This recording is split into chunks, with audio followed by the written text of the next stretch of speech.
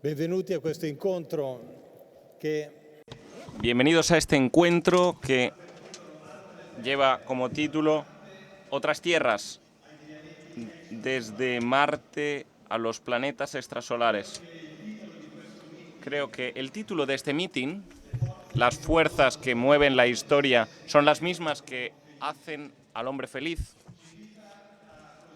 nos invita a tomar en consideración nuestro deseo de novedad, deseo de conocimiento y de relación con todo lo que nos rodea. Ya desde la prehistoria, podríamos decir, el hombre se ha aventurado allá donde su horizonte era desconocido, en nuevas posibilidades de vida en otras tierras inhóspitas, de supervivencia, de desarrollo, y ha sabido adaptarse a ambientes y situaciones bastante diversas, diferentes de las suyas, y en esto el hombre se ha lanzado en formas de vida ignotas, animales, vegetales, y también en otros seres humanos, con semblanzas quizá diferentes.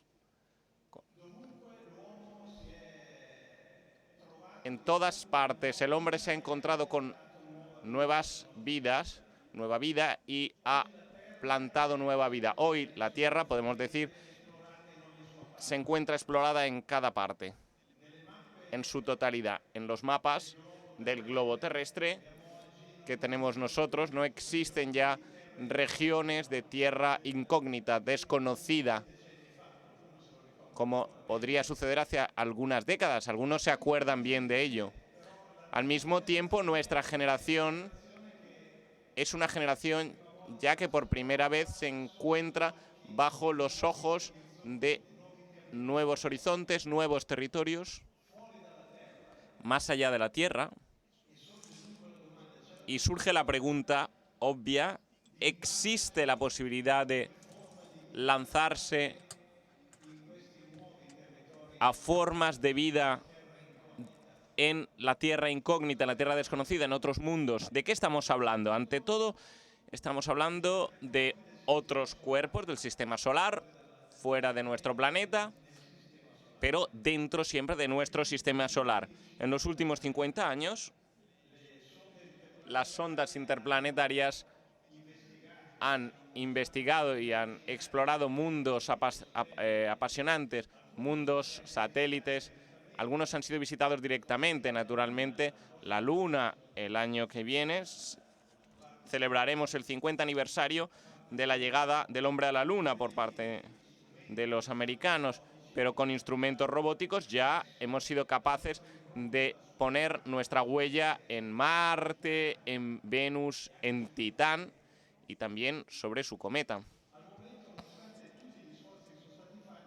Hasta el momento, todos los esfuerzos que se han llevado a cabo no nos han demostrado ninguna huella de vida fuera de la Tierra, pero la investigación continúa, la búsqueda continúa, y hace menos de un mes, el 25 de julio, creo que todos hemos podido escuchar esta noticia, que es el descubrimiento de un lago de agua líquida bajo la superficie de Marte, en el subsuelo marciano. Gracias, lo hemos podido ver, gracias al instrumento italiano MARSIS.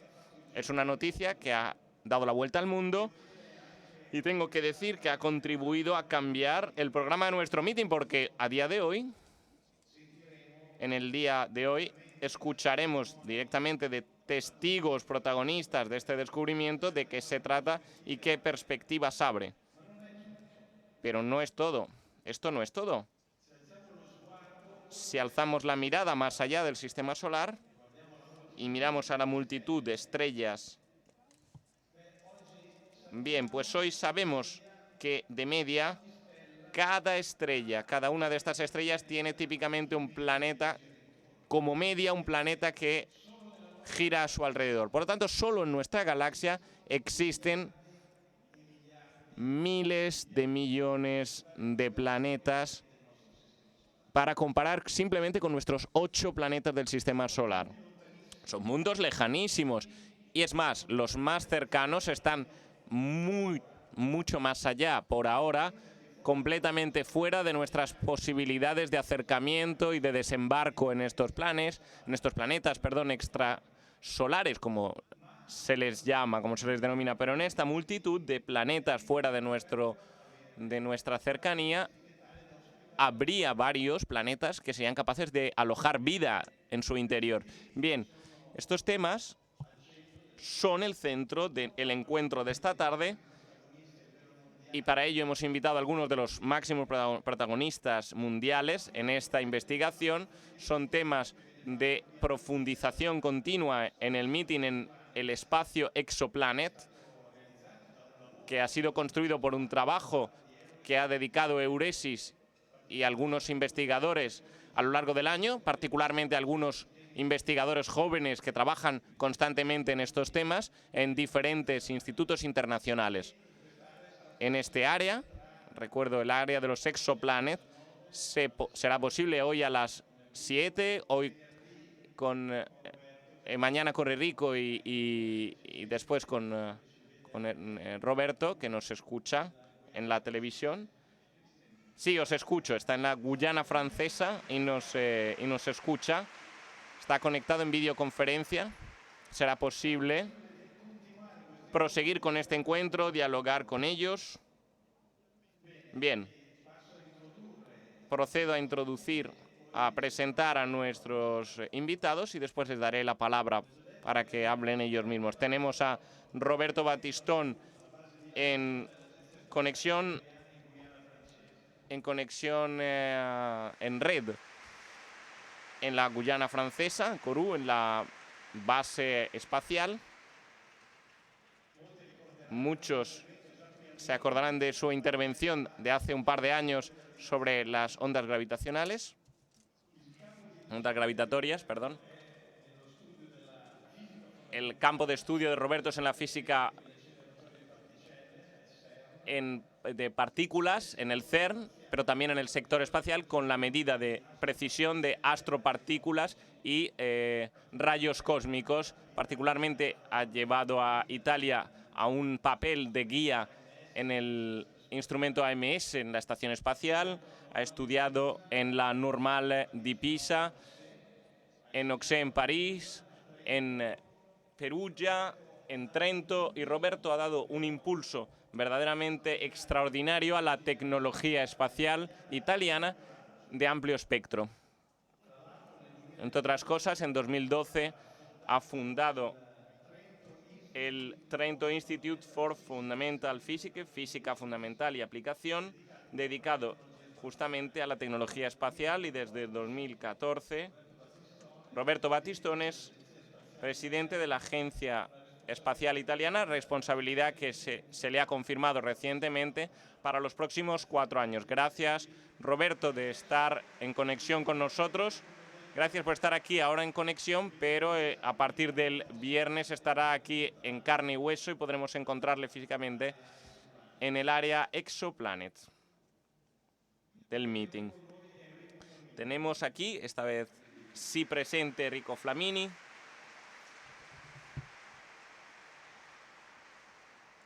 Enrico Flamini es el responsable de proyecto del experimento MARSIS, al que hacía referencia antes, el que por primera vez ha identificado agua líquida en el subsuelo de Marte, del experimento MARSIS para la Agencia Espacial Italiana. Enrico se ha formado como planetólogo y astrofísico en la Universidad de la Sapienza de Roma.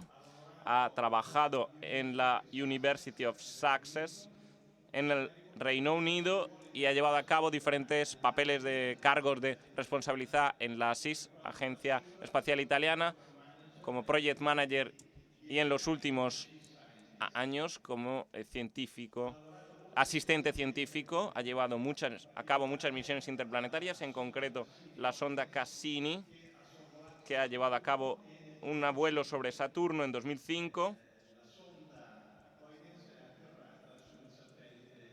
y una sonda que ha aterrizado en el satélite Titán. Durante muchos años, Enrico ha llevado a cabo la representación de Italia en diferentes trabajos internacionales. ESA, donde nos hemos conocido. Diferentes premios internacionales como la medalla de oro de la NASA por trabajo público excepcional, oficial del mérito de la República Francesa.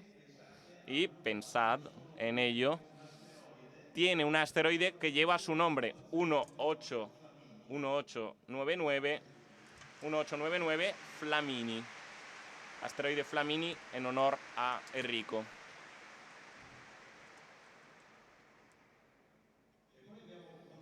Y además tenemos con nosotros aquí a Alessandro Morbidelli. Gracias por estar con nosotros.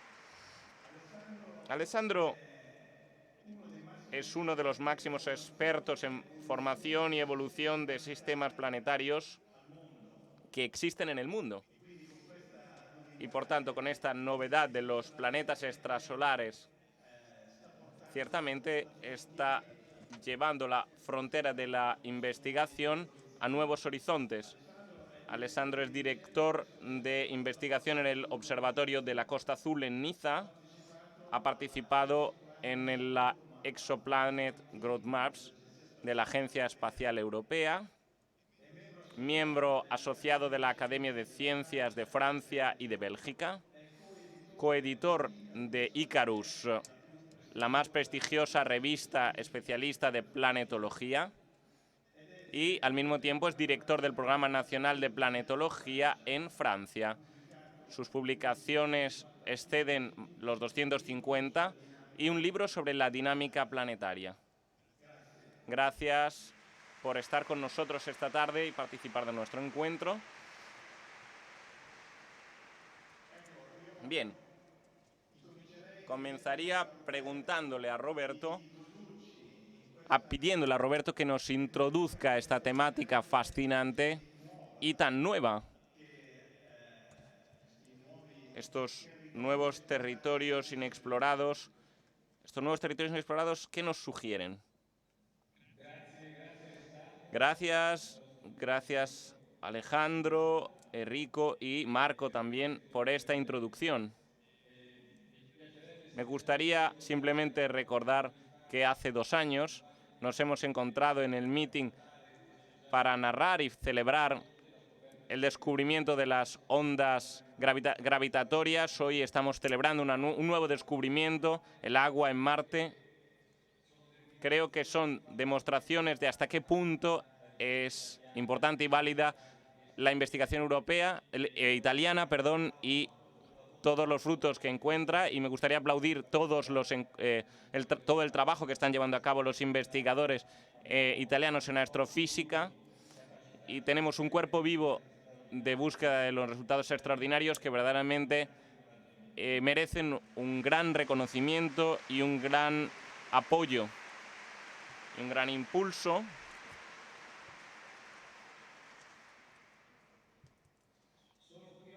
Estoy aquí hoy, como antes ya ha dicho Marco, en el Centro Europeo Espacial de Kourou, que es el centro en el que se lanzan los cohetes que llevan en órbita las misiones europeas, misiones científicas, también las italianas, las que Italia hace junto con el ESA, la Agencia Espacial Europea, también misiones comerciales de todo tipo de objetivos. Hoy lanzamos un Vega, el 12º lanzamiento de Vega, un cohete que se ha construido en Italia. Por tanto, estamos particularmente orgullosos de este producto, de este cohete de medio tamaño, que está dando grandes resultados con respecto a la carrera de espacio, y es un satélite extraordinario, ADM-EUS, que es el nombre del viento, EOS. Por primera vez será posible medir la velocidad del viento atmosférico, que a veces es una brisa y a veces es un viento muy fuerte, pero desde el espacio no se ve el espacio dentro de la atmósfera, sino es por medio de estas técnicas sofisticadísimas que por primera vez un satélite europeo lleva a la órbita y que permitirá mejorar muchísimo las previsiones meteorológicas, porque el viento, aunque no se ve desde lejos desde el espacio, tiene un papel decisivo, sin duda, para cambiar las previsiones del tiempo. por tanto es un momento muy importante para el futuro de la meteorología del que Italia participa, tanto con el lanzamiento del Vega como para el ESA, el cohete que lanzamos. Va a haber un poco... va a haber un cierto retraso porque hay mucho viento, justamente no podemos lanzar por el viento no lanzamos un satélite que mide el viento. Volvemos al centro de nuestra conversación de hoy. Creo que de Marsis hablará claramente Rico y por tanto, y luego después Alessandro hablará también por las implicaciones. Daré solo algunas consideraciones sobre qué quiere decir llevar a cabo un experimento de éxito como es el Marsis. ¿Qué quiere decir ir al espacio? Quiere decir mirar muy lejos porque Marsis ha estado en órbita desde el 2003. Hoy esperamos resultados de análisis de datos recogidos en estos últimos 15 años, desde el 3 al 18. Se le ha llamado a una misión Mars Express, por el motivo, uno, que se ha hecho muy rápidamente, y dos, porque se ha lanzado en una ventana de tiempo que corresponde a una distancia mínima entre la Tierra y Marte en los últimos 60.000 años.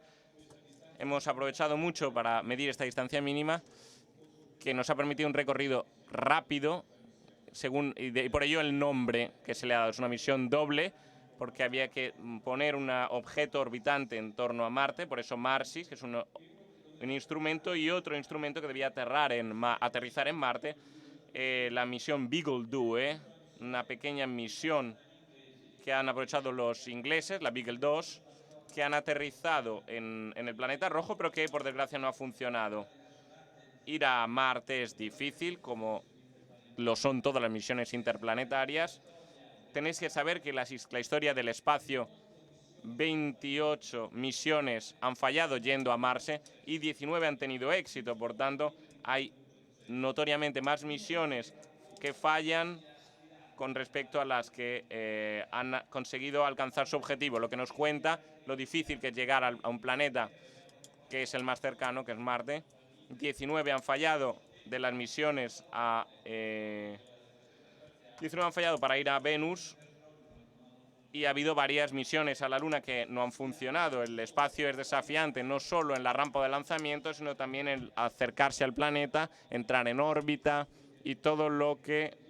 o volver o quedarse en el propio planeta, conseguir permanecer en el planeta. Es un esfuerzo continuo que hace interesante, pero al mismo tiempo difícil, la actividad de investigación. En esta actividad espacial, la idea de tomar este instrumento particular con Mars Expreso es que es una antena muy larga, una doble antena. Cada uno de los brazos tiene 20 metros, que complexivamente hace 40 metros, que hace un objeto que es como un televisor grande, como un televisor viejo, como un automóvil, que tiene una antena de 40 metros.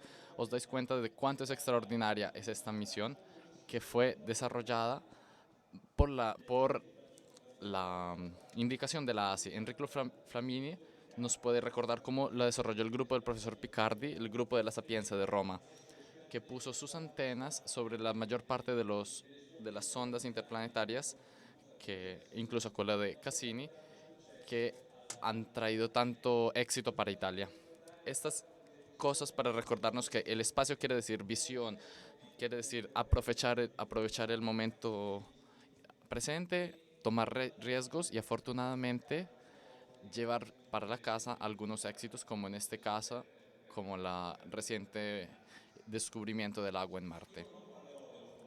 Yo no hablaré del instrumento Marsi, no hablaré del mismo descubrimiento porque Enrico hablará con más profundidad. Yo quisiera hacer algunas consideraciones sobre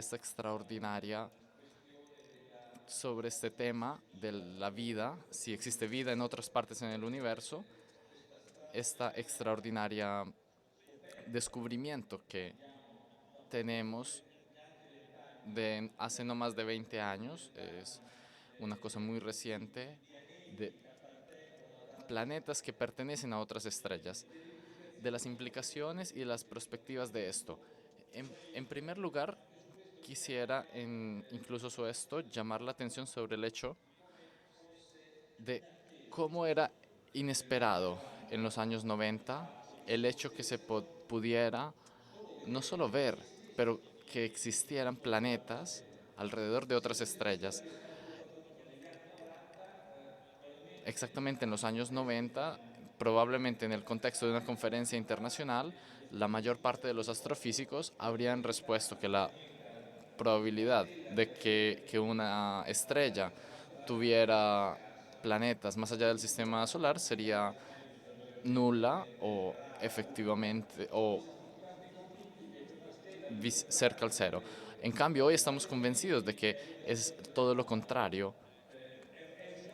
Es un clásico ejemplo de qué cosa es la ciencia. Se pasa de un prejuicio, de un prejuicio que no está basado sobre los hechos, y después a través de de un trabajo muy profundo se cambia completamente idea, y mirando para atrás se sonríe acerca de la ingenuidad de los científicos que dieron los primeros pasos, porque la ciencia trabaja sobre los preconceptos y se trabaja sobre sobre el trabajo experimental, mirando el mundo y identificando en modo objetivo.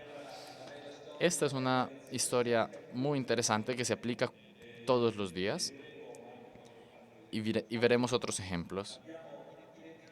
Hoy hemos identificado, el primero de agosto de este año, hemos identificado 3.800 exoplanetas, y cada día se añade uno más. Algunos de ellos tienen parámetros muy distintos, están vinculados a estrellas más o menos grandes, estrellas más o menos cercanas. Algunos tienen dimensiones cercanas a las de la Tierra, algunos parecen de tener una posición respecto a la estrella análogas a las de la Tierra, y esto nos permite razonar en términos de planetas gemelos a la Tierra. Y ahí comienza la pregunta: ¿pueden esos planetas albergar vida en ellos? Esta cuestión de la vida en el universo no es simplemente de nuestro tiempo. Eh, Siempre nos hemos preguntado si estamos solos o no en el universo, como vida inteligente, vida similar a la nuestra, o vida que tiene la capacidad de replicarse y que se mantiene en el tiempo de generación en generación. ¿Cómo miramos hoy la vida en otros planetas? Hoy que tenemos la conciencia, la evidencia que planetas, como nos recordó Marco, hay miles de millones. En nuestra galaxia tenemos entre cientos y 150 miles de millones de estrellas. Yo dije que es muy probable que por lo menos cada estrella tenga un planeta. Sabed que probablemente tendremos centenares de millones de galaxias en el universo observable. Multiplicad dos veces 100 millones de millones y obtendréis un número que es muy, muy grande. Por tanto, el número de planetas sobre el que se puede hipotizar la presencia de la vida es extraordinariamente alto. Quien se recuerda el número de Avogadro, es un número similar al número de Avogadro, es increíblemente grande. El problema es que si sobre uno de estos planetas puede existir la vida. La respuesta verdadera es que no lo sabemos, porque nuestro conocimiento científico sobre qué cosa produjo que la vida se desarrollara en este planeta es muy, muy limitada. Sí, nosotros pensamos, porque pensamos en el único caso que conocemos, que nuestro planeta, la Tierra, es nuestra bella astronave que nos transporta desde siempre en las profundidades del cosmos, que el agua sea un ingrediente fundamental. En el curso de los últimos 10 años hemos descubierto que el agua está presente en el sistema solar prácticamente en todos lados. El mismo descubrimiento de agua líquida debajo de la superficie de Marte nos hace ver que incluso hoy tenemos agua líquida en Marte, y la forma de las estructuras geofísicas y geológicas marcianas, como se ven ríos, valles, se ven el delta de ríos, que hace miles de millones de años recorrían las superficies de Marte. Esto nos hace ver que el agua era abundante hace 3 millones de años e incluso hoy es presente en forma líquida.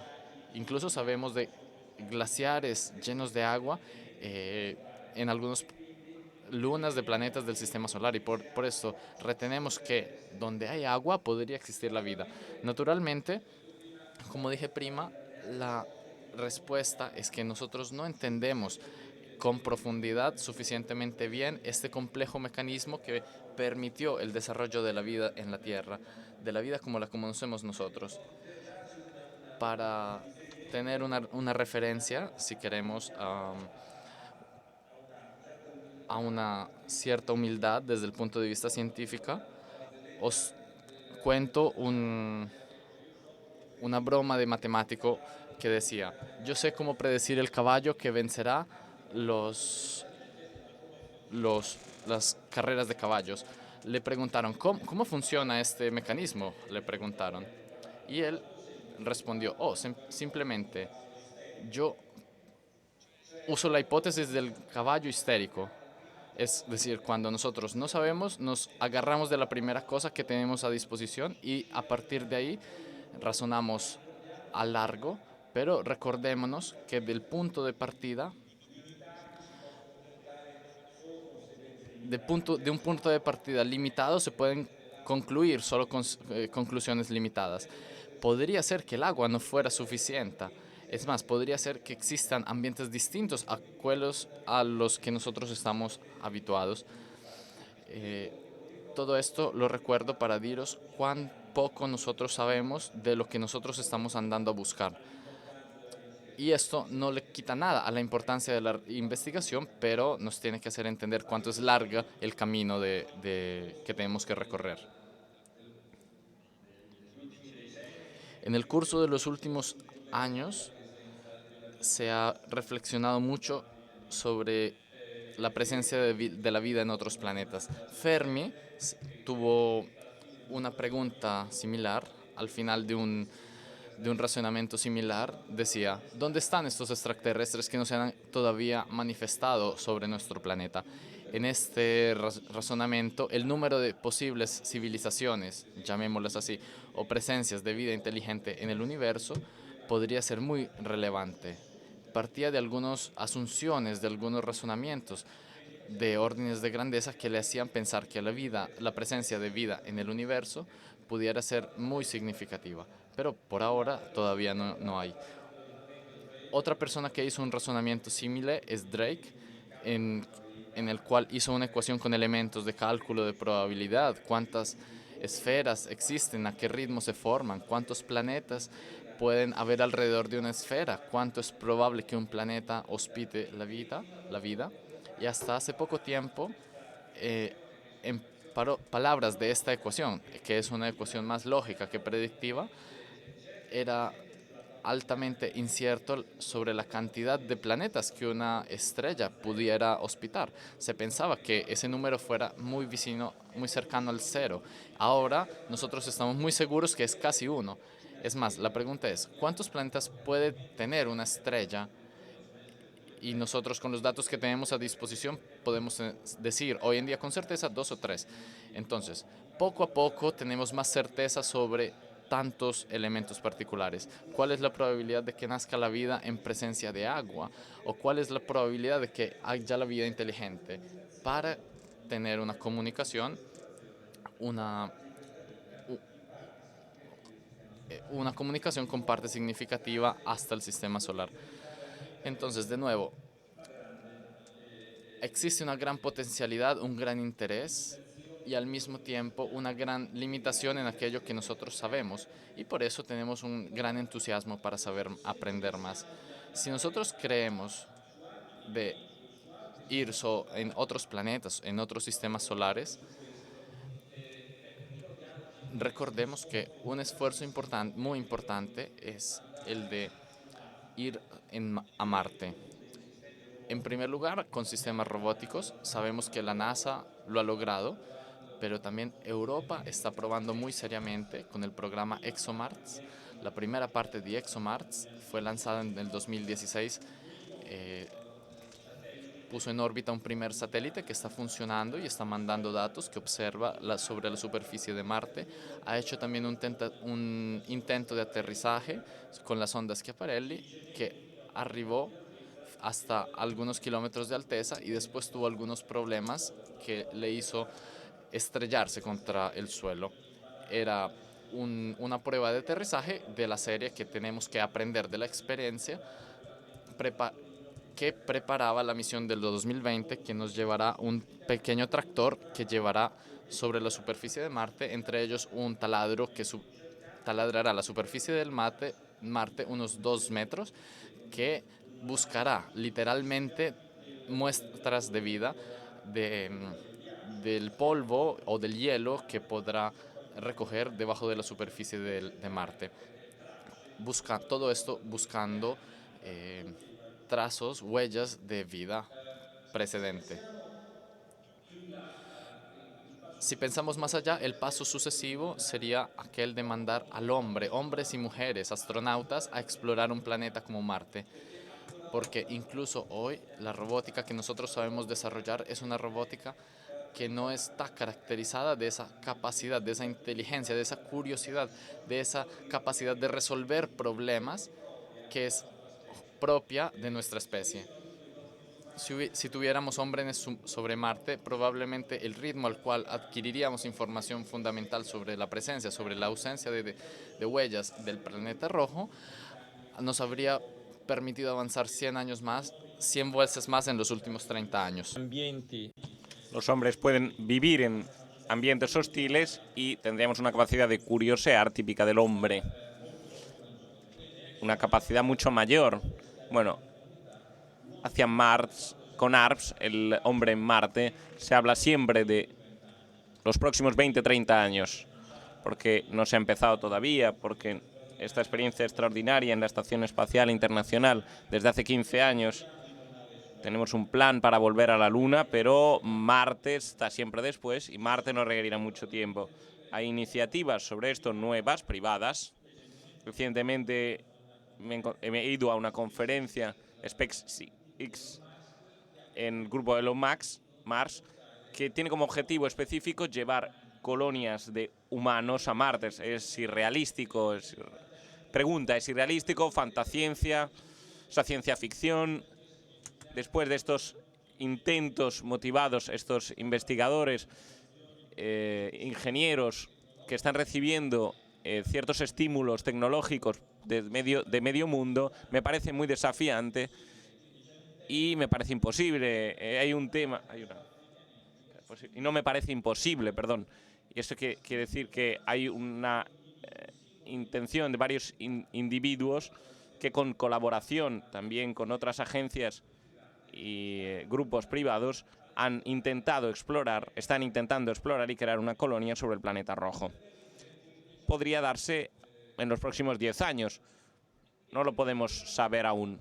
Por lo que se refiere al planeta Urano, es irreal pensar que podamos salir del sistema solar y explorar la estrella más cercana. Pregunta, bueno, tenemos que irlo descubriendo. Hoy con el satélite más veloz que tenemos, el Voyager, a la velocidad de 60 kilómetros por segundo, es el objeto más veloz que hemos podido poner en órbita y ha requerido casi 40 años que pudiera salir del sistema solar.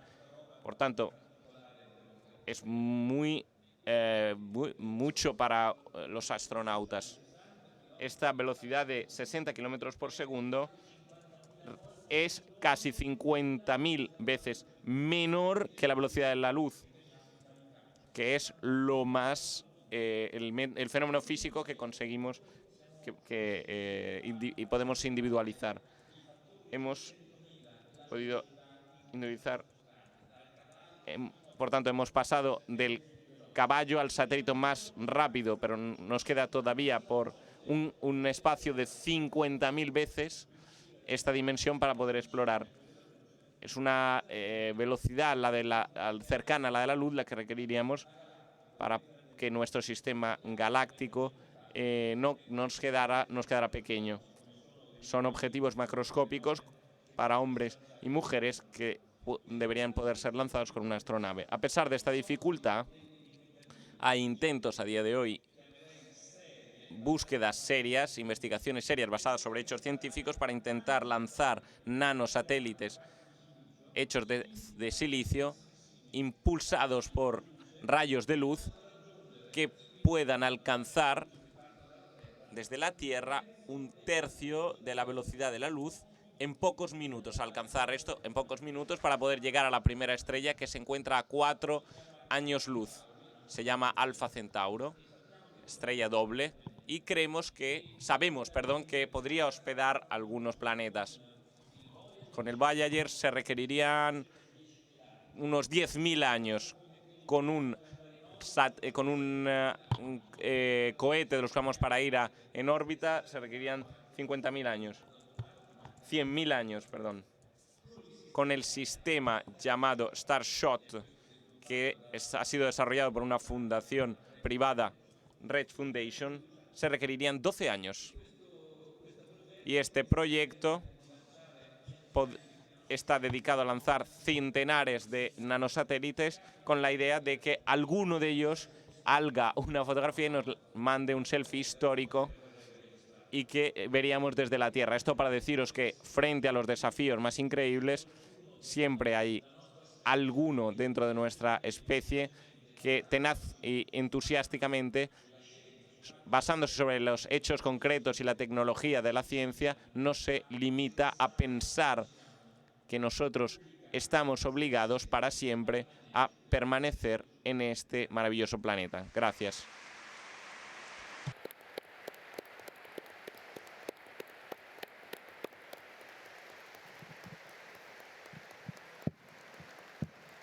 Grazie Roberto. Gracias, Roberto. Y voy a dar la palabra inmediatamente a Enrico, que nos hablará por su experiencia directa y personal de lo que ha significado estar en este descubrimiento de el agua en el subsuelo de Marte. Bueno, visto que empieza aquí Enrico. Bien, pues Roberto ya ha introducido este descubrimiento y ahora empezamos la presentación. Esta que veis aquí es la página de Science en carta, en papel. Yo estoy todavía muy vinculado, estoy muy aferrado a las revistas en papel, y este es el anuncio que hemos hecho del descubrimiento de agua en Marte que aparece en Science. Es un artículo que de alguna manera sí hizo una referencia a una actividad de hace muchos años, pero al mismo tiempo creo que sea el comienzo de un nuevo capítulo de investigaciones que podrá hacerse sobre Marte en particular, pero no solo. Con este tipo de instrumentos que ahora vamos a ver,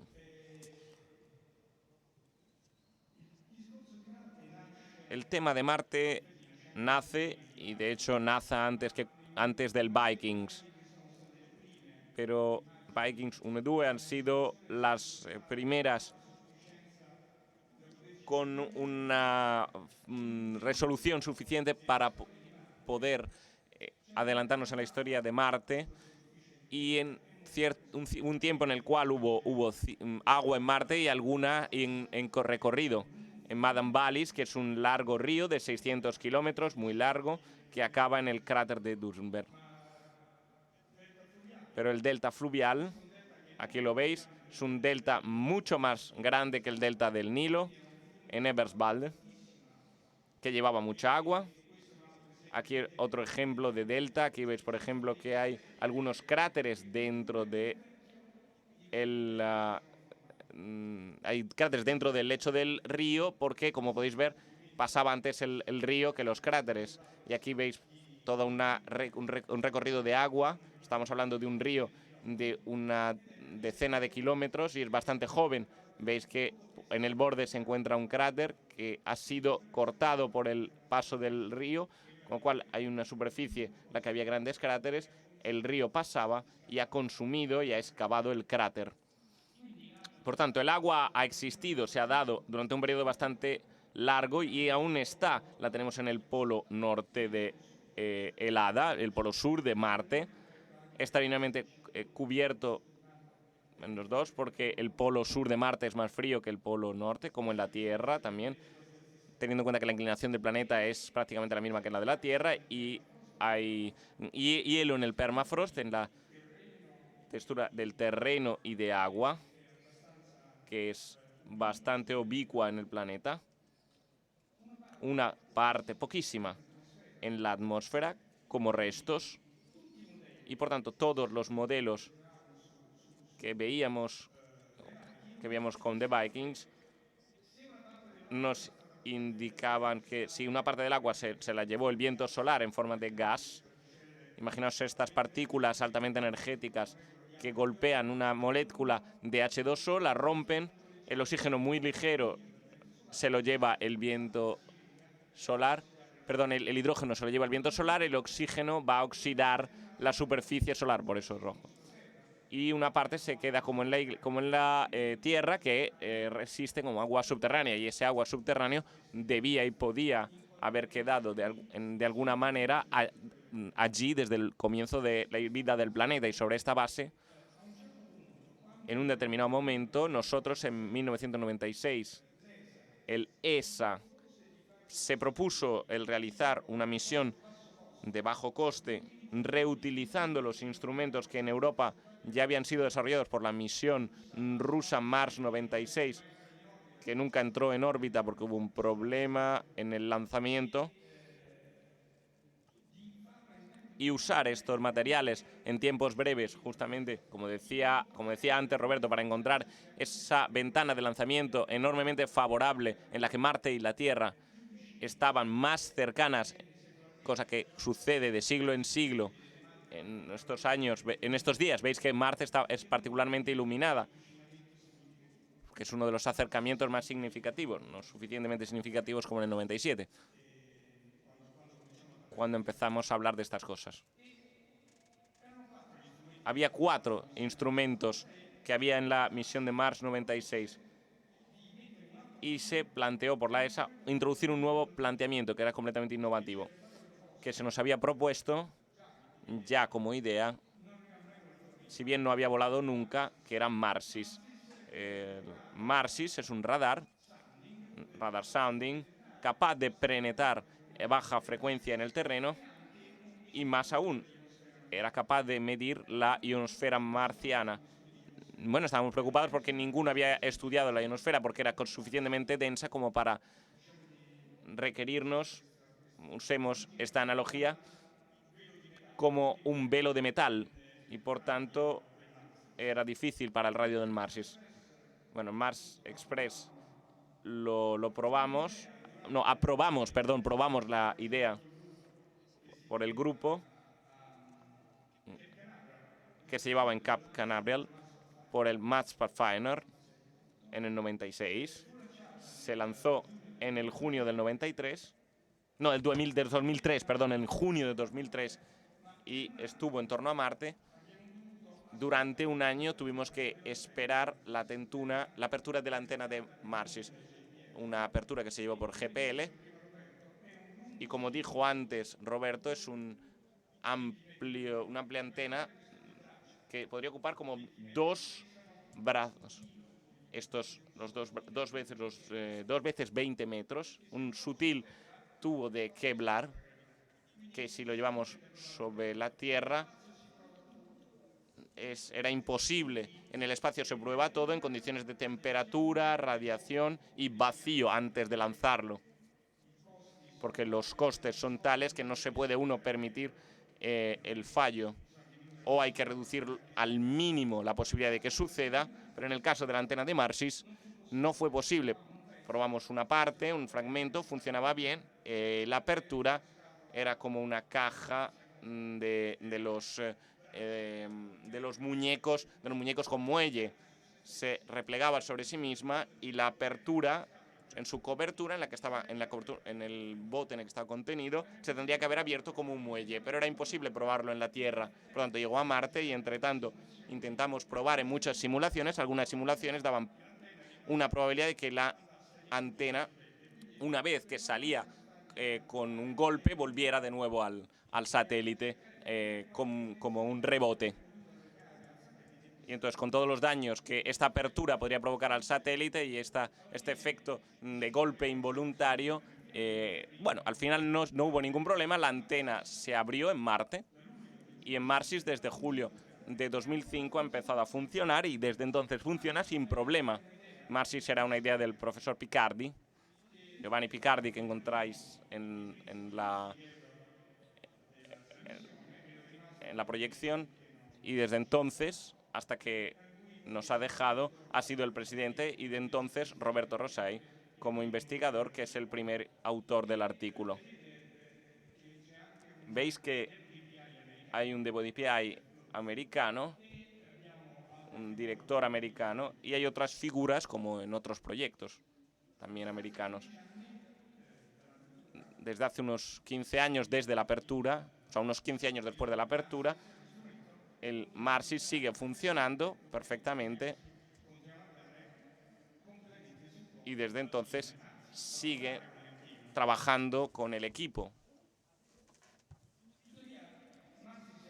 Desde entonces, Marsis, no obstante, Marsis era un instrumento nuevo, pero no había ninguna experiencia de qué es lo que podría haber llevado a cabo. Sabemos que fue desarrollado para un objetivo, fue hecho y probado para ese objetivo. Hemos visto que funcionaba de un cierto modo, pero su verdadero potencial no lo podíamos saber entonces, porque dependía obviamente por un planeta que era desconocido en lo que se refería a las ondas electromagnéticas de un radar, es decir, Marte. Teníamos la idea de que podría penetrar algunos kilómetros en las condiciones mejores, pero no sabemos hasta cuándo. Llegamos a Marte, hacemos las pruebas y descubrimos que puede llegar hasta casi 4 kilómetros de profundidad en las mejores condiciones, a las óptimas. Por tanto, era efectivamente capaz de llevar a cabo lo que nosotros esperábamos que pudiera hacer, o lo que es lo mismo. Esto es, buscar la presencia de agua en la profundidad. Esencialmente, un radar Esencialmente un radar es un emitidor de señales electromagnéticas y escucha el reflejo de esa señal. Solo que él usa frecuencias que pueden ser seleccionadas para fines determinados. Se pueden usar las microondas o ondas de largueza milimétrica para hacer imágenes de superficie. En Italia se pueden hacer imágenes de la Tierra a altísima resolución. O también se pueden utilizar longitudes de onda más grandes, se puede tratar de penetrar. Digamos que ajustando un poco las cosas, podéis recibir la señal del celular dentro de la casa porque la frecuencia del satélite puede llegar dentro de la casa, pero la señal de la televisión no la podéis recibir en la casa sin una antena que esté afuera. Todo esto depende de la frecuencia. En general, más baja es la frecuencia, mucho más se puede penetrar en profundidad. Y si encuentro el agua es un espejo perfecto y entonces me refleja en cualquier frecuencia. Y esto es lo que se hizo en Marsis. La gran idea de Giovanni Picardi es tratemos de hacer un radar que funcione entre 1 y 50 MHz. Después diremos más de estas frecuencias. Otra palabra clave es constante dieléctrica, es decir, la resistencia de un material a ser atravesado de una onda electromagnética. Más alta es la constante dieléctrica y menos el señal pasará hasta llegar a un metal que refleja todo o al agua que refleja también todo. Cualquier otro material es más o menos transparente. El vacío, el área es completamente transparente, el hielo es casi totalmente transparente, la arena del desierto es totalmente transparente. De hecho, en este sentido, el radar sounder es el instrumento ideal para buscar agua en profundidad. porque en Marte las condiciones de aridez superficial y de frío, es decir, que cuando hay agua en la superficie congelada, son las condiciones comunes de Marte. Entonces, si hay agua líquida en las profundidades de Marte, se vería reflejada da un enorme reflejo de las ondas del radar. De hecho, el hielo, como os decía, excusad, la animación no es perfecta, el hielo es muy transparente, el agua líquida es muy reflectante. Mientras la señal se propaga muy bien en el agua, no tengo una gran atenuación en el material. Entonces, si hay agua, en pocas palabras, tendré un gran reflejo. Las frecuencias de Marcis se escogieron con esta idea. En la curva quizás no se puede ver bien en todos lados, pero hay una curva superior que es esencialmente la del agua y las otras dos curvas son del basalto. La celeste clara es de un material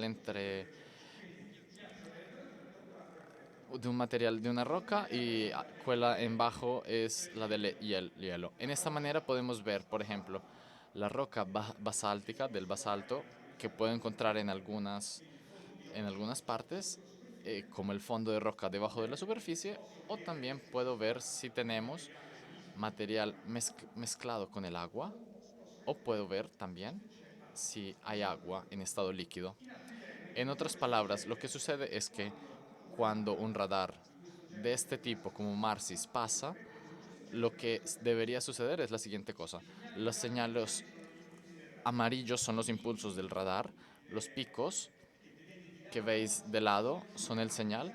En el caso de un terreno de roca, la reflexión en el pico de la superficie es bastante pequeño. Es más grande si hay agua mezclada con material y se vuelve mucho más grande en el caso que tengamos agua líquida.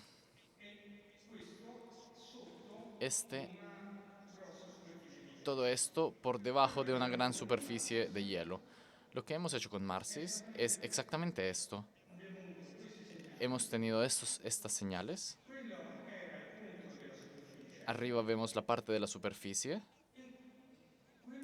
Y lo que hemos analizado era la relación entre los picos de la superficie y los picos más internos, que aquí veis como variaciones de aquel señal vertical que corresponden a distintas características dieléctricas del material.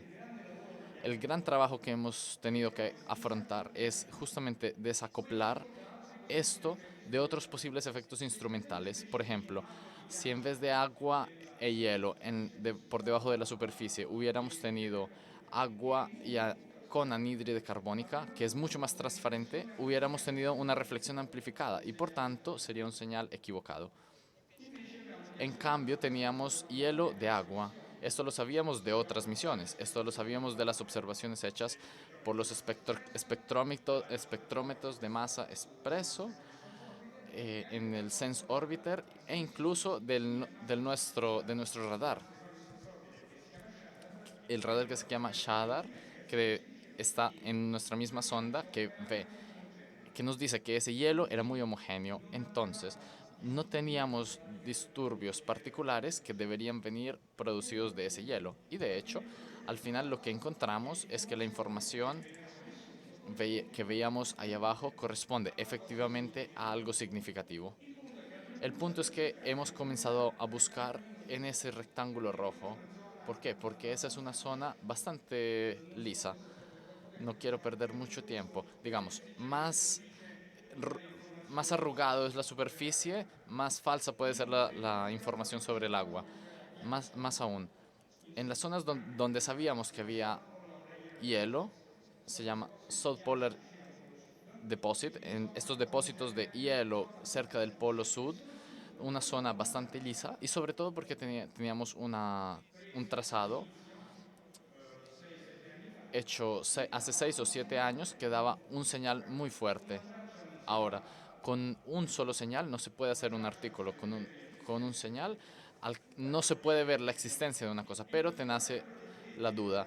En particular, lo que vemos es la radiografía de la superficie del planeta en ese punto y podéis ver que por debajo de la superficie es mucho más clara, luminosa casi como la superficie. De hecho, esto era lo que sucedía sobre una simple medida.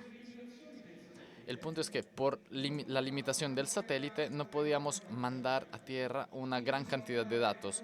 Entonces teníamos que comprimir los datos a bordo del satélite. Es como si una cámara fotográfica de 16 megapíxeles que la ponéis a trabajar a 800 píxeles. Obviamente producís muchas más imágenes, las transmite mucho más en una velocidad mayor, pero perdéis mucha información porque un píxel es mucho más grande.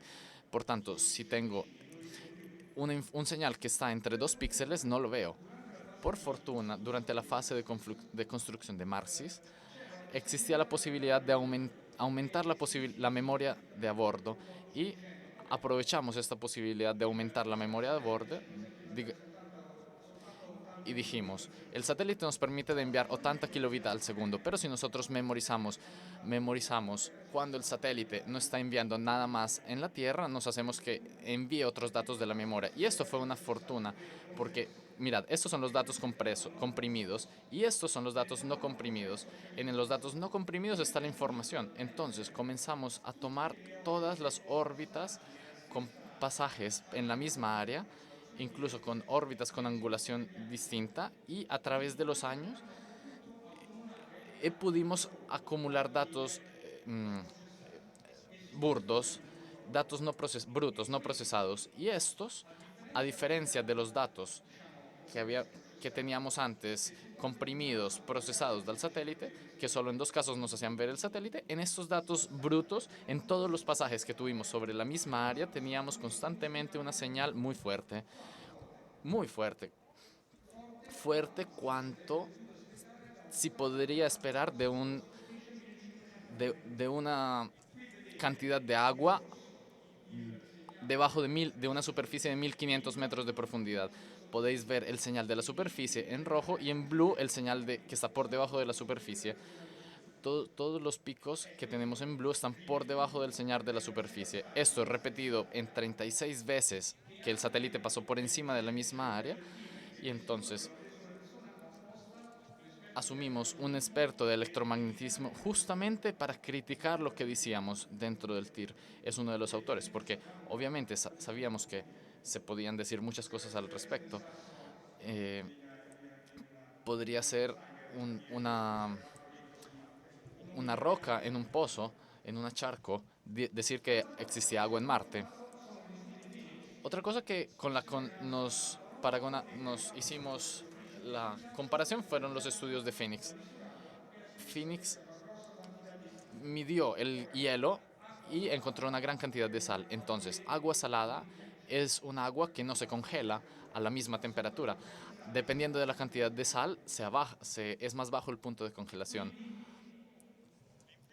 Entonces, la información que teníamos directamente de Marsis, es decir, el dato experimental, que entre otras discute con otras teorías y estamos tratando de entender estas cosas. Por ejemplo, un amigo que hizo una teoría sin datos experimentales. En física sabemos que la experimentación es la que convalida la teoría y no el contrario. Tenemos un lago de 20 kilómetros de amplitud a 1400 metros de profundidad en esa zona. Si amplifico, podéis ver que todas esas franjas son los pasajes de la nave. En un área, todas estas franjas coinciden, lo pusimos en azul para darle más evidencia, pero todos los pasajes coinciden con la misma intensidad del señal. La intensidad de la señal que se puede confrontar con aquella que se encuentra en las mismas condiciones en los lagos por debajo de los glaciares de la Antártida. Es un número mágico, 15. Cuando tenemos este nivel de reflejo 15, señala la presencia de agua. Eso es lo que se ve por debajo de los glaciares de Marte.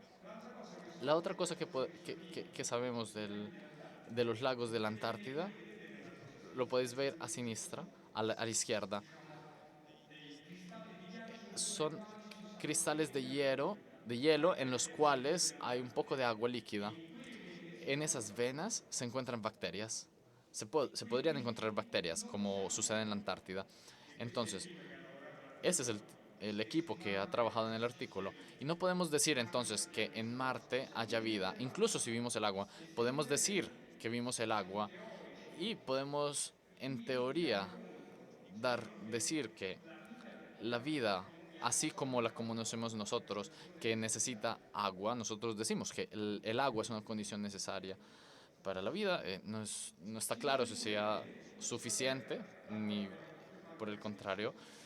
Nosotros sabemos que en la Tierra el agua está en todas sus condiciones, líquido, gas y sólido.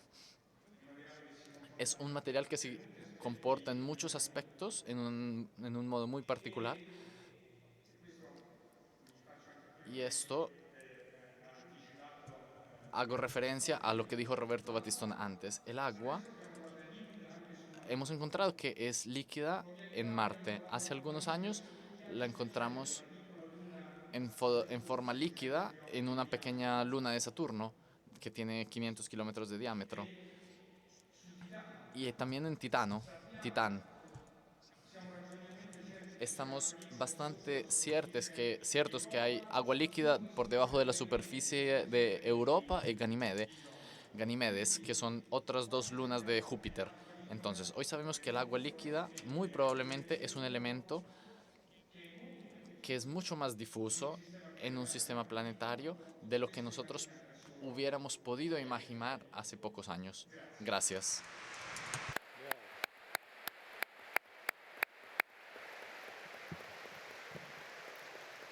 Grazie Enrico.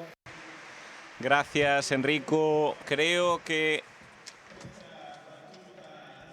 esto introduzca perfectamente el argumento sobre el que nos hablará ahora Alessandro, yendo más allá de nuestro sistema solar y mirando la multitud de estos planetas extrasolares que nos acompañan en nuestra galaxia. Buenas tardes a todos, gracias. Hablamos de la pluralidad de los mundos, dejando nuestro sistema solar para ir a los planetas fuera de la idea de que pudieran existir otros planetas más allá del sistema solar. Lo decía ya Giordano Bruno. Decía en el sistema 16, y lo pagó caro, ¿no?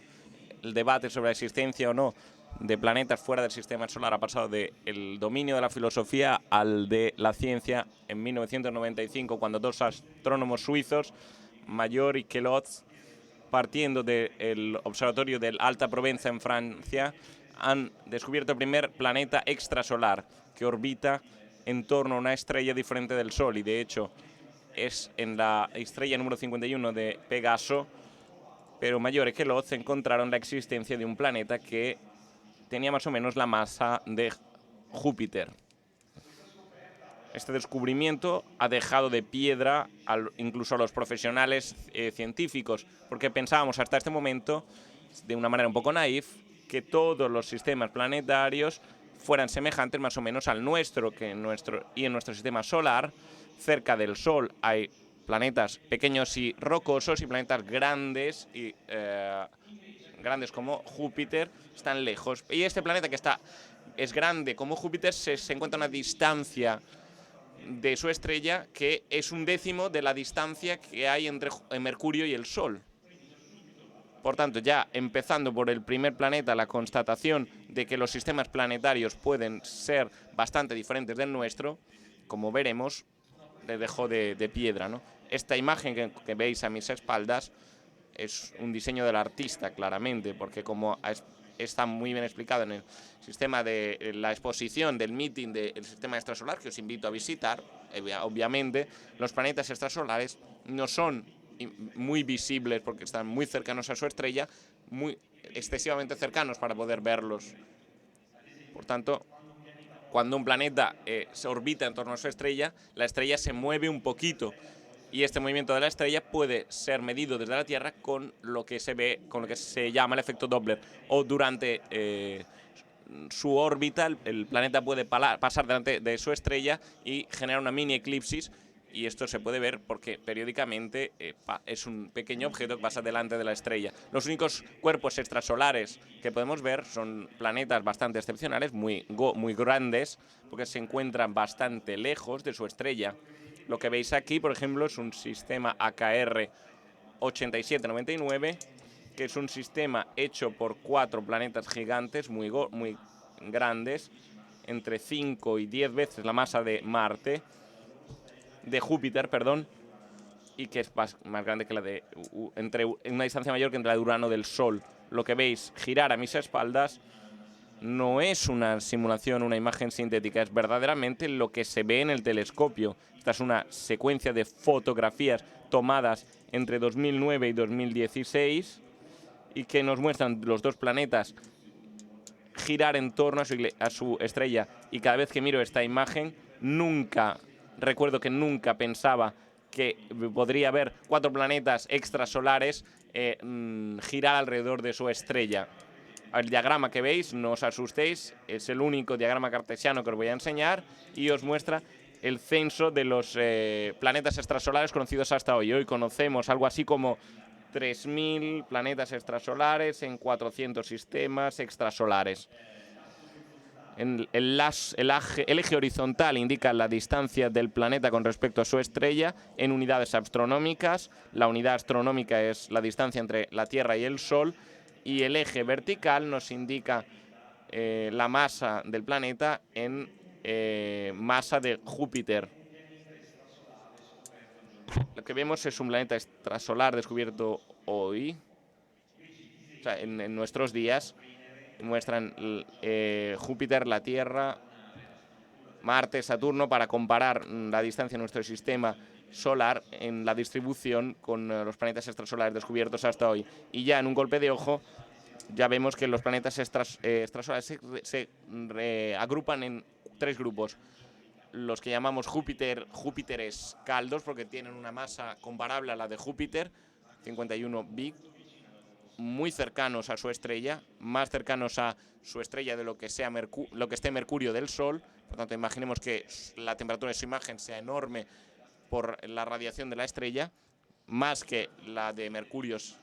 Y después los de Júpiter templados, los Júpiteres templados, están en una posición de las posiciones como Venus, la Tierra, cinturón de asteroides, en unidades astronómicas, tienen como 5 unidades astronómicas de su estrella. Y el tercer grupo es lo que llamaremos supertierras, sobre los cuales volveré después.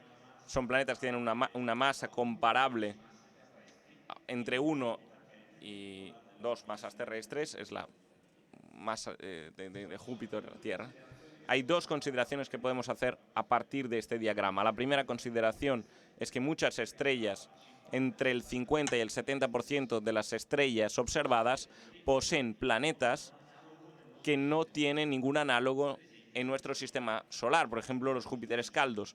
En nuestro sistema solar no hay ni Júpiteres caldos ni supertierras. Por tanto, son diferentes completamente del sistema solar, porque en estos sistemas extrasolares nuestro sistema solar no están. Aparte de cualquier Júpiter, planetas análogos a los nuestros nunca se han descubierto todavía. Nuestros planetas son bastante pequeños, bastante distantes de su estrella y por tanto son son difíciles de ver. Para un extraterrestre que poseyera una tecnología análoga a la nuestra y que mirara el Sol desde fuera, el único planeta del sistema solar que podría detectar por el momento con la tecnología actual sería Júpiter. Por tanto, si quisiéramos responder al sistema observativo cuánto es típico nuestro sistema solar, por el momento la única respuesta que daríamos a la pregunta con datos científicos es que será típica la pareja Júpiter-Sol. La pregunta que podríamos hacernos es ¿hasta qué punto es típica la pareja Júpiter-Sol? Bueno, empecemos preguntando, ¿cuánto es típico el Sol fuera de nuestro sistema solar? Hay 414 estrellas que hemos estudiado, todas estudiadas y medidas, y se clasifican en diferentes grupos. Se encuentran a 30 años luz estos del Sol. Encontramos, cuanto más pequeñas son las estrellas, más numerosas son. El Sol es una estrella de tipo G, y por tanto, y en realidad solo un 10% de las estrellas de la galaxia son de tipo G. Todos los demás son más pequeños y menos calientes y menos brillantes del Sol. De los descubrimientos que hemos hecho en los sistemas extrasolares, que tienen la masa de Júpiter detectados, solo el 10% de las estrellas posee un planeta de masa comparable a la de Júpiter. La mayoría son más grandes. Cuando vemos estos Júpiter extrasolares nos damos cuenta de que su órbita es muy extraña, es muy diferente de nuestro Júpiter. Podéis ver que las que vemos en mis sepadas amarillo, veis que la mayoría son pequeñas o bien muy elípticas, mientras que Júpiter tiene una órbita circular bastante distante del Sol, que está en rojo, se puede ver en rojo. Mientras que los planetas de masa jupiteriana, solo el 10% tiene una órbita similar a la de nuestro Júpiter. Por tanto, podemos sacar conclusiones de esta consideración.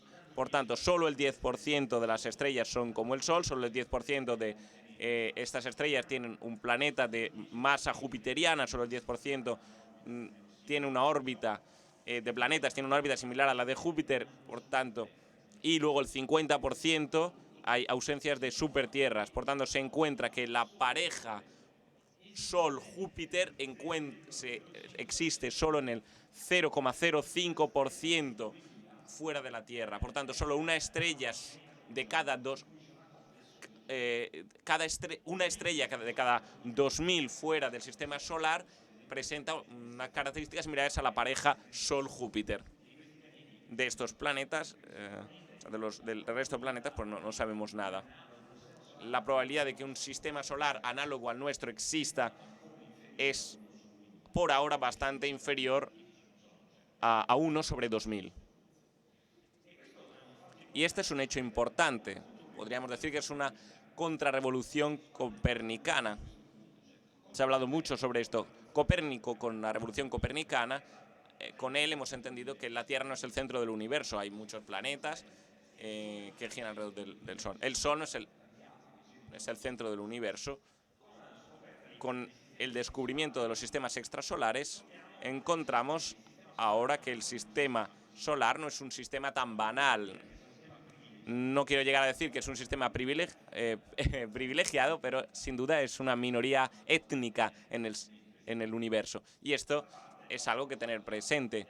Por otro lado, como se ha dicho muchas veces, hay un grandísimo número de estrellas en la galaxia. Se estiman algo así como algunos centenares de miles de millones en la galaxia.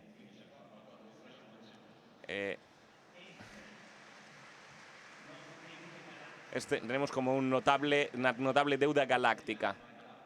No estelar, sino galáctica incluso, si lo midiéramos en euros. La pareja Sol-Júpiter existe solo en el 0,05% de los casos.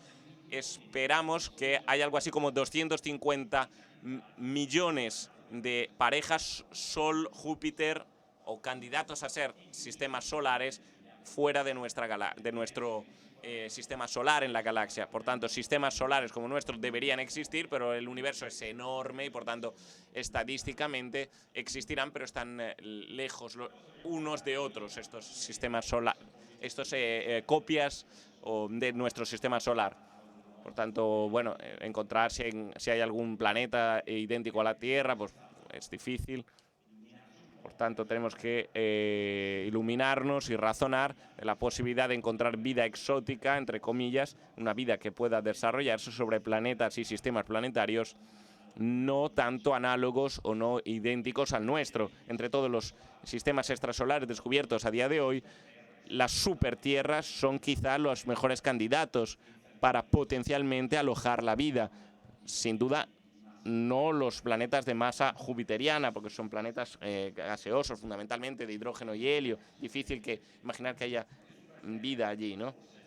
Las supertierras quizá tengan alguna oportunidad. Hablemos más de estas supertierras de las que he hablado solo brevemente hasta ahora. Las supertierras son planetas que son esencialmente rocosos, tienen una masa entre 1 y 10 masas terrestres y una órbita más pequeña de la órbita de Venus. Como podéis en el diagrama, las supertierras típicamente pertenecen a sistemas de supertierras. Cuando se encuentra una supertierra alrededor de una estrella, normalmente se encuentran varias notables, a diferencia de los planetas gigantes. Cuando se encuentra un planeta gigante en torno a una estrella, parece absurdo, mientras que las supertierras tienen un diagrama. Podéis ver a mi espalda un sistema extrasolar que tiene 6 supertierras y veis la órbita del planeta a escala en relación con la órbita de Mercurio y de Venus. Son órbitas coplanetarias muy similares a los sistemas terrestres, solo que todo está dentro de la órbita de Mercurio o de Venus. Obviamente se encuentra en una órbita pequeña, más cercana a la estrella, y sí, es un problema porque si es muy brillante como la del Sol, hace demasiado calor y por tanto la temperatura se hace demasiado elevada y hace inviable la vida. Pensemos cómo se ha recordado antes que la vida, para desarrollarse, hace necesaria el agua líquida, y para encontrar agua líquida en la superficie requiere que la temperatura sea moderada. Por tanto, planetas muy cercanos a la Tierra, temperaturas muy altas, por tanto el agua se evapora y bajo forma de vapor la vida no puede desarrollarse en agua gaseosa. Si se encuentra muy lejos de la estrella, temperatura muy baja, por tanto todo el agua se hiela. Por tanto, para tener agua líquida en superficie tenemos que encontrarnos una zona intermedia que en el diagrama vemos en verde y que llamamos zona habitable. La zona habitable pues cambia en función de las características del planeta, de su atmósfera, etc. Por tanto, la distancia de la zona habitable de la estrella depende del tipo de estrella. Las estrellas muy brillantes, por ejemplo Vega, emiten una gran cantidad de energía. La zona habitable tiene que estar muy lejos de la estrella, porque si no la temperatura es muy elevada normalmente. Una estrella intermedia como el Sol, en unidades astronómicas, y por tanto la distancia Tierra-Sol es una distancia astronómica, por eso se mide todo como ello. La extendemos a estrellas con masa y luminosidad inferiores, son más rojas, como veis en el diagrama. La distancia habitable tiene que ser más pequeña porque es menos brillante, por tanto calienta menos. La que hemos visto como supertierras típicamente tiene una distancia de su estrella, independientemente del tipo de estrella, que es comparable a la distancia entre Mercurio y el Sol. Por tanto, siendo órbitas con supertierras con más masa que el Sol, es mucho más difícil, pues se trata de estrellas enanas, caen plenamente en la zona habitable. Este diagrama muestra uno de los casos más interesantes, el sistema TRAPPIST-1, que se descubrió recientemente por los colegas de la Universidad de Yale. Y son planetas de 6 planetas con masa y dimensiones análogas a los de la Tierra, que están alrededor de una estrella muy pequeña, que tiene una masa, una 20ª parte de la masa del Sol. Este diagrama muestra la órbita de los planetas, pero los planetas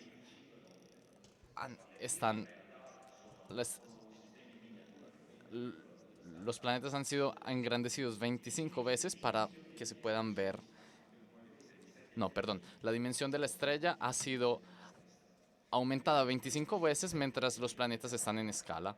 Son 7 planetas, de los cuales 3 están en la zona habitable. Entonces, en teoría, reciben una cantidad de energía suficiente, no excesiva y no muy poca para mantener agua líquida en la superficie. Entonces, planetas habitables, supertierras, existen, pero este habitable tiene que ser puesto entre comillas, porque uno se tiene que poner la pregunta, ¿estos planetas que están en la zona habitable sean efectivamente habitables? Las dificultades no son banales, y una de estas es que las supertierras son muy cercanas a estrellas de pequeña masa por tanto sufren efectos de marea y consecuentemente estos planetas tienen que muestran su misma cara a la estrella, como la luna nos muestra su misma cara a nosotros. Si un planeta muestra siempre el mismo lado a la estrella, es verdad que en promedio su temperatura será propensa para el agua líquida, pero teniendo un hemisferio en el cual se pueda desarrollar la vida y el otro en el que no. En la parte oscura existiría un atardecer eterno. No se sabe cómo sería la atmósfera en estos planetas, que esta atmósfera podría distribuir la energía entre el hemisferio iluminado y el hemisferio oscuro. Otra dificultad es que estas estrellas de poca masa y poca luminosidad tienen sí una poca luminosidad, pero tienen una tendencia a emitir muchos rayos ultravioleta y muchos rayos X. Y como sabemos todos, nosotros no queremos hacer muchas radiografías con los rayos X, no sabemos que son nocivos para la salud. Por esto no está claro si los planetas que están en la zona habitable es una zona continuamente bombardeada de rayos X, una zona que no se sabe si puede habitar vida o no. Otra dificultad es que la verdadera habitabilidad de un planeta no depende solo de su distancia de la estrella, sino también de su composición. Si, por ejemplo, un planeta no tiene agua, incluso si está en la zona habitable, no puede desarrollar la vida. Incluso si tiene demasiada agua, sería también un problema. La Tierra tiene una composición que se ve en el diagrama de Destra, un núcleo, un manto y una superficie. Pero, es decir, la Tierra tiene agua, pero no tiene mucha. El agua es solamente el 0.02% de toda la masa de la Tierra. Si, si un planeta tuviera el 1% de la masa, sería similar a la Tierra.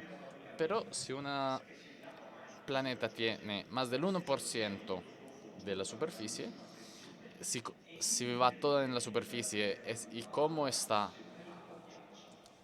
hay una gran presión, o sea, siendo un océano muy profundo, como tiene una gran presión, se congela el agua. Pero si hay demasiada agua, se tendría una zona de hielo que separaría el agua de las rocas. Y esta, por ejemplo, es la composición de Ganímedes, una de las lunas de Júpiter. Ahora, este es un problema para la vida porque el agua es necesaria para la vida, pero el agua por sí misma es estéril. Para desarrollar la vida tiene que ser contaminada con nutrientes, con sales minerales como el fósforo, etc. Y estas sales minerales vienen desde la erupción del océano, del fondo del océano, de parte del océano. Pero si hay una capa de hielo que separa el agua del manto, esta contaminación no existe y esto puede ser incluso otro problema para el desarrollo de la vida. Los únicos elementos minerales para el desarrollo de la vida podrían ser portados en este caso solo por un meteorito. Un tercer elemento de dificultad está vinculado a la naturaleza de la atmósfera, es decir, a la velocidad con la cual estos planetas se formaron. Se puede pensar que las supertierras se formaron rápidamente y los planetas que se forman rápidamente capturan en el disco protoplanetario hidrógeno y helio. Tienen una atmósfera de hidrógeno y helio, es decir, una atmósfera como la de Neptuno, que tiene un núcleo, una manta y después una gran capa de hidrógeno y helio. Y esto puede ser un problema. ¿Por qué es un problema? Porque, por ejemplo, no es posible producir el oxígeno. Imaginad que tenéis bacterias que producen el oxígeno se libera en la atmósfera, se combina inmediatamente con el hidrógeno y forma agua. Entonces el oxígeno no se puede acumular en la atmósfera. Es verdad que no todas las formas de vida tienen necesidad de oxígeno para prosperar, pero por lo menos en la Tierra las formas de vida más evolucionadas usan el oxígeno para vivir. Si en las supertierras esta gran atmósfera de hidrógeno podría ser una gran limitación para la vida. Sabemos que muchas supertierras tienen una atmósfera de hidrógeno. Esto se deduce de la medida de la relación entre su radio y su masa. En el último minuto quisiera decir una palabra sobre la diversidad de estos sistemas planetarios. hemos visto que el sistema solar es todo excepto una cosa típica, porque hay tanta diversidad en los sistemas planetarios. Y nos decimos, los procesos de la física son universales y nos esperaríamos que procesos universales dan lugar a estructuras universales. Entonces, por eso nos esperamos que la temperatura en planetas cercanos a la estrella se pudieran formar solo planetas con material refractario, mientras más lejos de la estrella, después de una distancia límite, eh, la, el agua se forma en forma de hielo y se forma en planetas más grandes. Entonces, esto era lo que nos esperábamos, que encontrar una estructura como la que encontramos en el sistema solar. Y en cambio, no es así. ¿Por qué? La respuesta es que hay otro proceso universal, que es la migración. La migración no es solo un proceso universal en los pueblos, es también un proceso universal en la evolución de los sistemas planetarios. Cuando los planetas se forman en el disco protoplanetario alrededor de la estrella, por interacción gravitacional con el disco, emigran y van hacia la estrella. Y esta velocidad depende de la masa, de dónde se encuentran, etc.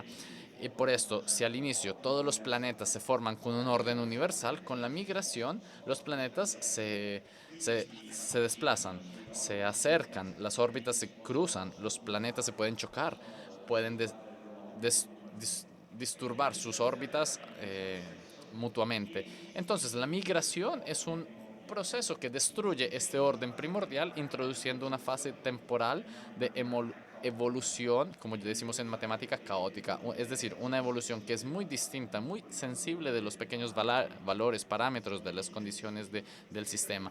Y esta evolución caótica da al final de cuentas una Pangea, una panoplia, una gran diversidad de sistemas finales. Y entre estos sistemas finales posibles tenemos también la estructura del sistema solar, pero sirven determinados eventos precisos de baja probabilidad que pueden explicar por qué el sistema solar es como es, que podría ser menos del 0.00% de los casos. Para finalizar, debería recordar que es sensato que con los datos que tenemos hoy, prácticamente todas las estrellas están acompañadas de planetas. Sabemos también que el sistema solar no es un sistema planetario típico, es más, es un sistema planetario muy extraordinario que al máximo puede representar el 0.00% de los casos. 0.0% de los casos. Las supertierras son planetas muy típicos, más o menos la mitad de las estrellas tienen supertierras. Hay más o menos están por todos lados, y las supertierras que están alrededor de estrellas más pequeñas pueden tener planetas habitables, pueden ser habitables. Hay una supertierra habitable cerca de nosotros. La estrella más cercana a nosotros, Próxima Centauri, que es una estrella enana, tiene una supertierra habitable, el planeta que se podría visitar con esta nave que podría viajar a una tercera parte de la velocidad de la luz. No está claro si estos planetas habitables que están a la distancia justa de las estrellas sean habitables, y sabremos más con los futuros instrumentos que permitirán de estudiar las atmósferas de estos planetas. Estos instrumentos son James Webb Telescope, que será lanzado en el 2021, también el satélite Ariel de la Agencia Espacial Europea, que entre otras fue ideado y diseñado de una científica italiana. Además, y esto tiene que ver con la habitabilidad de los planetas, este último punto, el pasaje de la química a la vida, es algo mucho más que evidente, no es conocido para nada. Y por esto, el jueves, en el encuentro que tendremos en esta misma aula, en este horario, tendremos grandes expertos de este tema. Pero con la luz de estos datos, podríamos pensar que, visto el número de estrellas de galaxias, podemos pensar que es muy probable que exista la vida en el universo, pero de todos modos es probable que sea rara. Muchas gracias.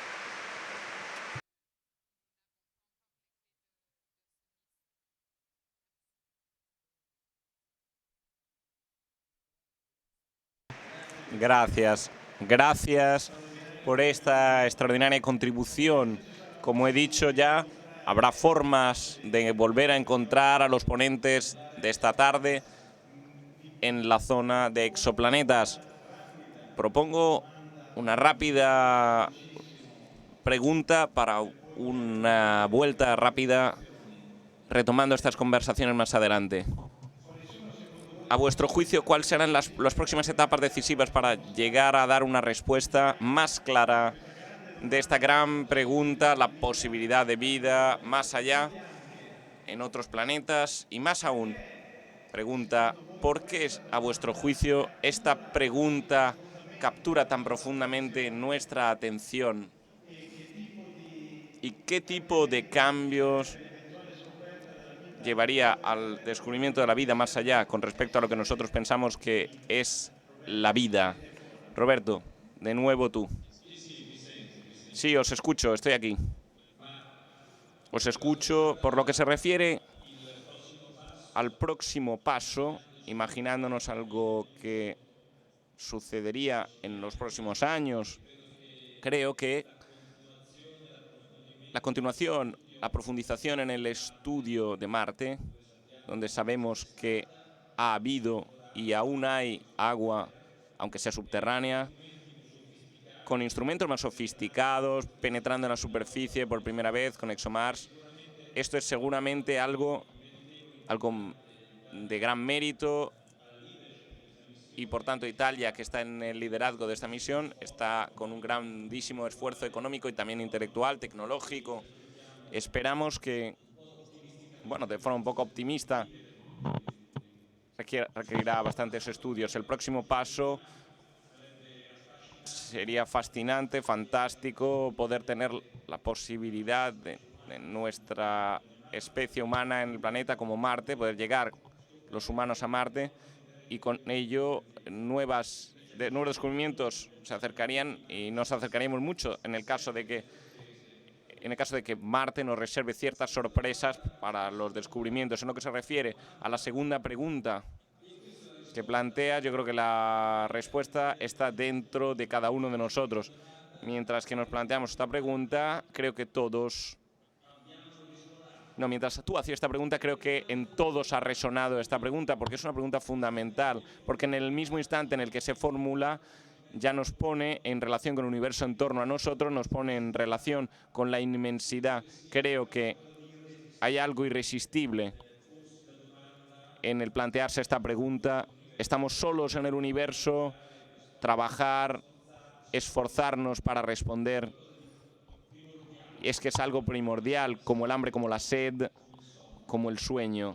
Es algo que nos interroga profundamente nuestro ser, y esta es mi respuesta a tu pregunta. Gracias, dice el profesor Bersanelli.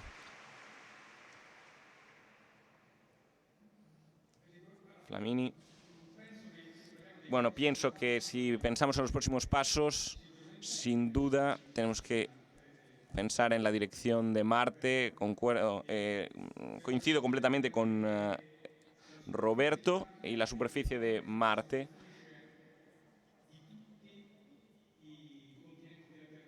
Es algo así como la superficie de todos los continentes de la Tierra juntos. Y por tanto intentar de buscar en todos los puntos donde hemos aterrizado de ahora, encontrar restos, pues por ahora podría ser una suerte, una fortuna. Es como si una sonda alienígena aterrizara en el desierto de Atacama. La probabilidad de encontrar signos de vida en Atacama son imposibles, pero por tanto Marte es igualmente grande como todos los continentes de la Tierra juntos. Deberíamos seguir buscando intentar desarrollar instrumentos que nos dé más conocimiento sobre la superficie. El otro dato, a mi entender, fundamental,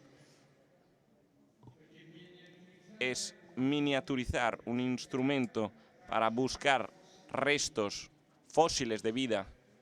No es banal. Mientras que llevar un fragmento a la Tierra, pues nos daría gran placer. Esto es lo que se refiere a Marte. Otro paso que me gustaría ver en acto es llevar a Europa restos de material o llevar, pasando por los geysers de Célador.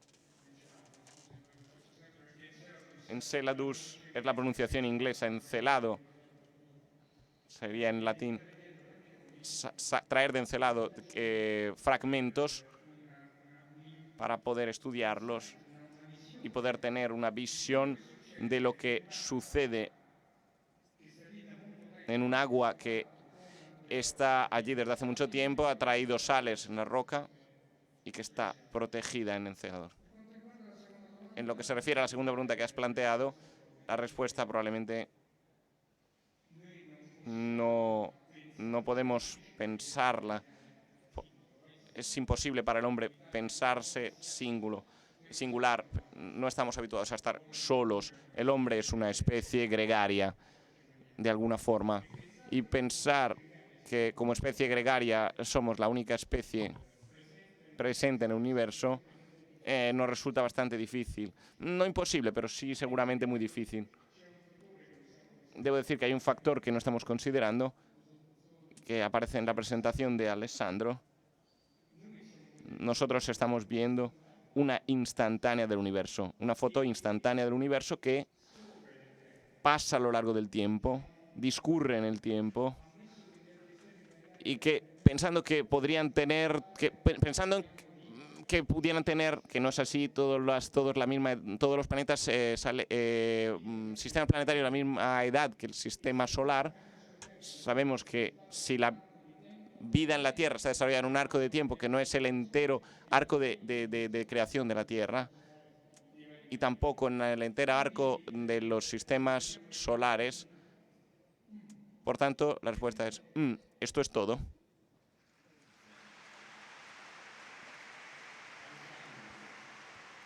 Alessandro. Por lo que se refiere a los sistemas extrasolares, como decía, habrá nuevos instrumentos pronto, espero, como Ariel, que es el que intentará caracterizar las atmósferas de estas supertierras. Yo soy un poco escéptico con respecto a que las supertierras sean realmente habitables. Por tanto, creo que la próxima etapa será descubrir verdaderos planetas análogos al planeta terrestre, y que tengan estrellas como el Sol y que tengan zonas habitables.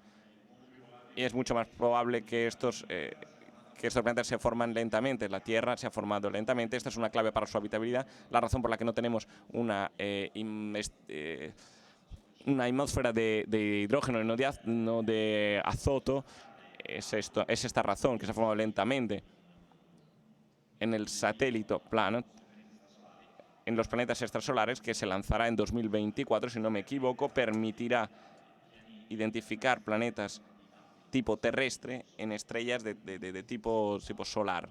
En este momento podríamos quizá encontrar ejemplos más concretos en lo que se refiere a la segunda pregunta. Yo creo que el hombre, como animal inteligente, curioso, se plantea las preguntas. La pregunta sobre la existencia de vida, y somos los únicos en el universo, ¿no? Es la pregunta reina de todas las preguntas, pregunta principal. En realidad, si puedo decirlo así, en los momentos de depresión, cuando veo los peores datos de la sociedad individualista y consumista, tengo miedo de que si algún día descubriéramos la vida, la reacción sería, bueno, pues descubriríamos que hay vida, duraría el titular durante 2 días y después pasaría. Y creo que el descubrimiento de la vida debería ser el motor de una nueva investigación, una nueva fase de investigación, cuáles son las características de esta vida y, bueno, dónde ha llevado a ellos la evolución darwiniana, qué fase del desarrollo vital les ha llevado. Retoma la palabra el profesor Bersanelli, agradece. Estamos, dice, muy agradecidos a nuestros invitados de hoy. Creo que nos han hecho partícipes de un momento extraordinario que estamos viviendo para nuestro conocimiento del universo y en particular en lo que se refiere a la posibilidad de la vida, del lugar que tiene la vida en la gran habitación del universo. Pero hay que reconocerlo, hemos podido tocarlo con la mano, son aún más las preguntas que las respuestas. Y esto es verdaderamente hermoso. Hay que tener el gusto de poder permanecer en la pregunta cuando aún la respuesta no se da. Porque esto es la investigación, esto es lo que hace que nos surja deseo de interrogarnos y encontrar modos nuevos. Son preguntas grandes que nos apasionan y quizá también un poco nos inquietan. Pero la razón humana es una apertura a la realidad, a una realidad que no hemos construido nosotros, que no podemos decidir nosotros cómo está hecha.